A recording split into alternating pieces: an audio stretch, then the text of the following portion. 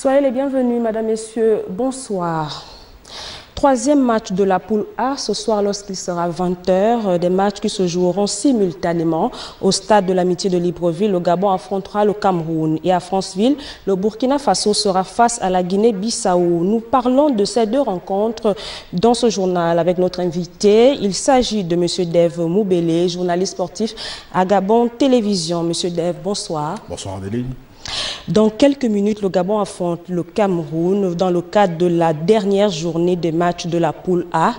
Quel chemin tactique pour chacune des deux équipes?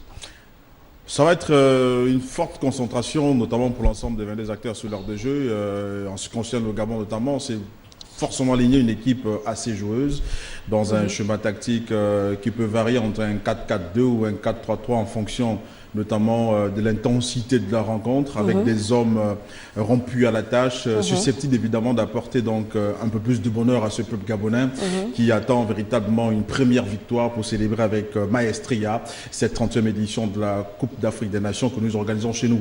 Ça va être un 11 de départ quasiment connu, à l'exception notamment de 2 ou 3 éléments qui peuvent changer. Ziondo va être titulaire en lieu et place de Yohan Obiang qui a donc été blessé lors de la dernière confrontation face au Burkina Faso. Il va probablement avoir l'entrée de Ngouali, qui avait déjà fait donc une bonne entame de partie face au Burkina Faso, une vingtaine de minutes, pour démontrer justement de sa capacité à être présent dans ce groupe des Panthères du Gabon ce soir. Il y a également aussi la possibilité de voir soit Mbingui ou Lévi Madinda encore, ou pourquoi pas Kangagelo, dans ce registre d'animateur de jeu, dans ce milieu de terrain qui fait énormément de défauts en termes de possession de balle. Ça va être peut-être les 3 gros bouleversements qu'il va avoir dans cette équipe de José Gamacho, composé notamment de Malik Evona, Pierre-Emerick Aubameyang et Denis Bouanga qui est véritablement attendu ce soir pour apporter un peu plus de tonus à une équipe gabonaise qui en a tant besoin aujourd'hui. Alors, quelle est la statistique la plus récente? Alors, en parlant des stats, nous avons ici en image à Lubango, en Angola, en 2010, ce but de Daniel Cousin qui démontre bien de l'ascendance du Gabon sur la question des derbies entre le Cameroun et le Gabon en Coupe d'Afrique des Nations.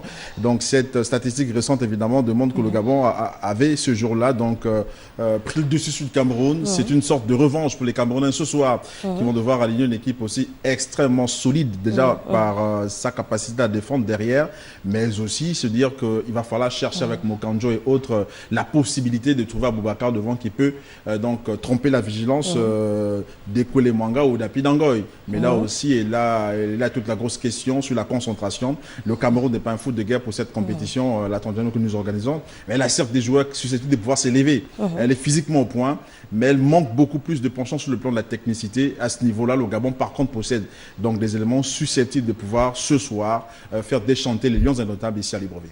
Est-ce que ces données peuvent être fiables? Oui, on a vu le but de Daniel Cousin en 2010. Le Gabon, certes, reste sous 2 revers face au Cameroun. Récemment, à Limbé, en match amical. C'est une confrontation amicale, le nom l'indique déjà très bien. Ce soir, il y a un enjeu, un double enjeu, si vous voulez d'ailleurs. Il y a cette qualification pour les quarts de finale de cette 30e édition de la Coupe d'Afrique des Nations, mais il y a surtout aussi cette rivalité sous-régionale entre le Gabon et le Cameroun. Ce double enjeu, évidemment, va donc démontrer la détermination des Gabonais à faire donc bonne figure ce soir, dans quelques minutes sur mon stade de l'Amitié.